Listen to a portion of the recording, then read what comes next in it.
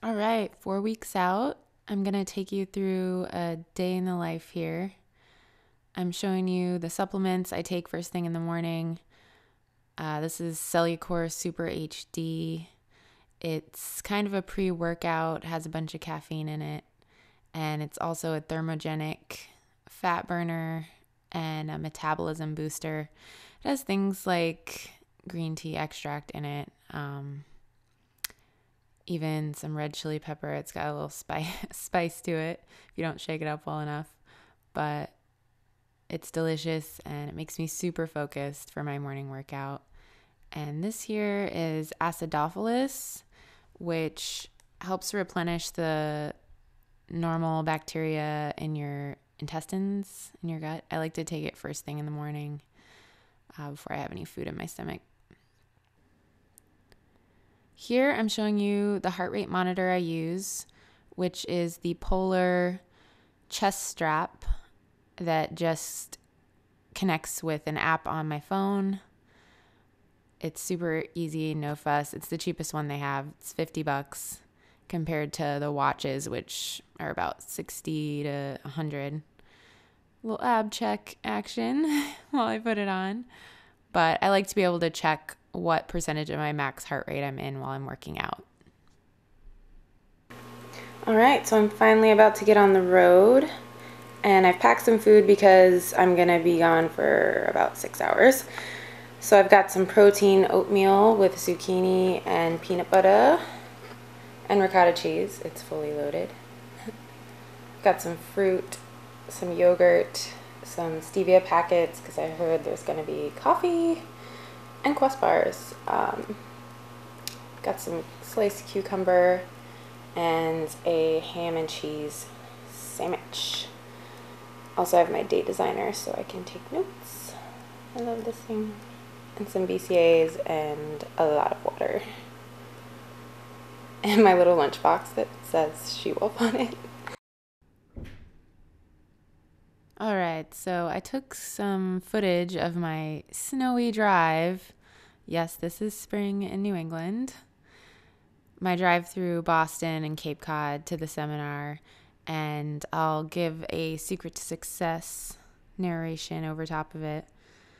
Along the lines of using a heart rate monitor to work out, it's really helpful to know what your max heart rate is. And to find that number, you just subtract your age from 220, and that's going to be beats per minute. So for me, my max heart rate is 195 beats per minute. Then you can just take the percentage of that you want to work out in, and just knowing the difference between light, moderate, and vigorous effort. You'll want to know what your resting heart rate is, which when I showed you my heart rate monitor earlier, I was running around trying to find it, so I was a little above what it would normally be for me. It's normally between 60 and 90 beats per minute for most people. I'm usually more around the 60 range when I'm not running around crazy. So I made it. 2 hours of driving in snow and freezing rain. Done. So I'm a little early, and I thought I'd take this time to go over one secret to success real quick. So keeping my immunity high has been huge throughout the year, but especially during contest prep, because you kind of have 10 to 12 weeks or however long you prep to hit it hard, and you don't want to be out of commission, sick, in bed, or usually you don't feel like sticking to your diet, or you're not eating enough when you're sick. So it's just the worst if you get sick during prep. So especially then, I make sure that I'm taking extra care of myself Like I mentioned in the last video with getting enough sleep, that's huge. But I also like to add antioxidants into my supplementation. I take a green tea extract every single day, and I'm just not a big fan of drinking green tea, so get it in that way. And ginger, adding ginger to things, or you can kind of make your own ginger ale by putting some ginger slices into seltzer water, or eating it with sushi is the best, obviously. But berries, apple cider vinegar shots. I'm not gonna lie, it's awful. It burns, it stinks, but if you squeeze some lemon in it, which is also really good for you, and your immune system with all the vitamin C, if you can get it down, it really helps. And it also helps balance the pH in your body. For someone like me who drinks a lot of acidic coffee, it helps a lot with that. That's how I do it, and it's worked pretty well. I rarely get sick, knock wood. But drink lots of water too. That's just good advice for anyone. I try to drink about a gallon a day. 15 cups or so is what I like to log. I already finished one of these on my drive, so I had to fill it back up. I don't like drinking out of a big gallon jug. You see a lot of people who bodybuild that carry the jugs around, and I just dump it on myself when I try to drink out of it. So if anything, I keep it around to fill up smaller cups with. So I'll cut it off there for now, and I'll see if I can get a little bit of footage from the seminar, but I don't want to be weird about it, so we'll see. To wrap up this video, I'm going to show you my recipe for zucchini protein oats. It's the yummiest, most filling breakfast, and I start off with grating a zucchini into a sprayed pan.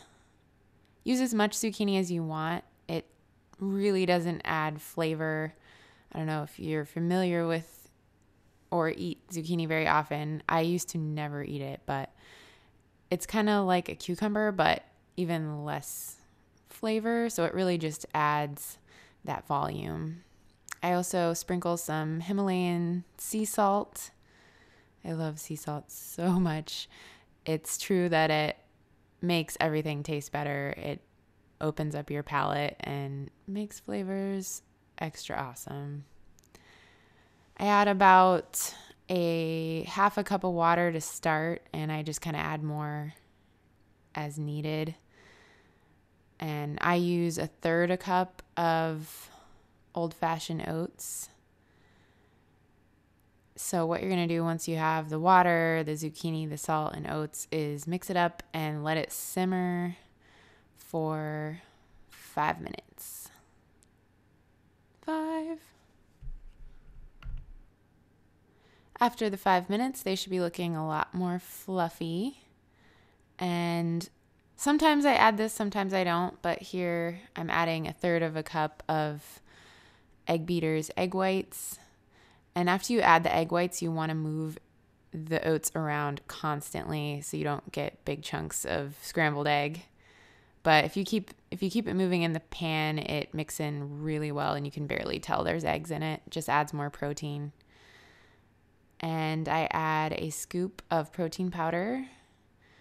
My latest kick is Quest protein powder. It's so delicious, but you can use any flavor, any kind. Mix that all up. I like it at this consistency here. It's pretty perfect. Not trying to brag.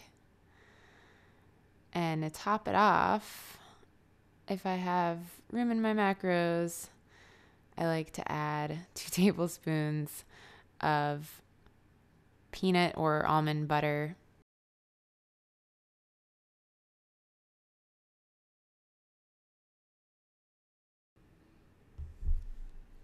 Thank you for watching this video. And to close, here's my ridiculous tea collection. I have a problem. I don't even drink tea that much. I know other girls on Instagram and YouTube that are the same way, and it's so funny. We should start a support group. Feel free to like this video and subscribe, and I'll see you next time.